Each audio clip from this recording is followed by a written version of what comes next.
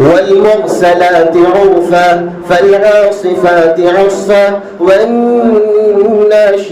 نشرا فالفارقات فرقا فالملقيات ذكرا عذرا أو نذرا إنما توعدون لواقع فإذا النجوم طمست وإذا السماء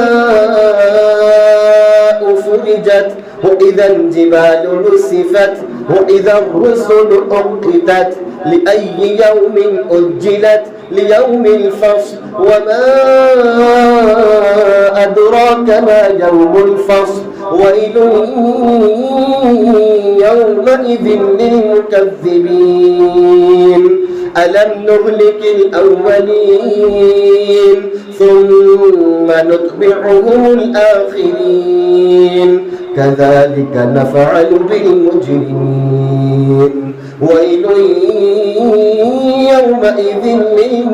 للمكذبين